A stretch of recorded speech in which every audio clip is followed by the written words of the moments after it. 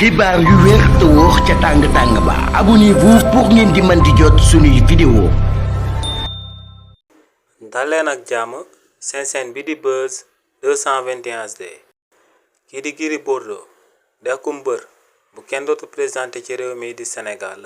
ci ndaje bu doon jaar ci diggante mbër yu nekk ci réewu Sénégal ak ministre des sports bii di Khady Diène Gaye ginnaaw ba ndaje boobee rombee kii di Gris Bordeaux dafa génnoon daal di xamal Sénégalais yi que ne mer na bu baax a baax daal di koy jëmale ci kookee di Khady Diène Gaye si li ni mel kii di Gris Bordeaux ne lu sababoon mbër yi ak kookee di Khady Diène Gaye mi nga xam ne moom mooy ministre des sports amaloon seen ndaje boobee moom mooy que ne dañoo toogoon di weccante ay xalaat ngir daal di nas ay pexe ba làmbu ji ñu ubbiwaat ko ci réewu Sénégal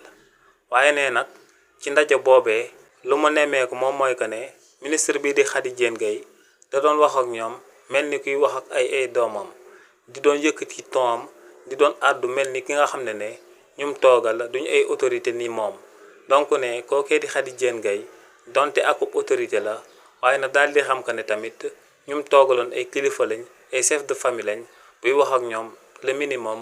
moom mooy mu am benn respect bi nga xam ne moom lay utiliser jëmale ko ci interlocuteur am yi nee nag lu leer ba am moom mooy que ne bu fekkee ne kii di Khady Diène Gaye di ministre des sports ci réewu Sénégal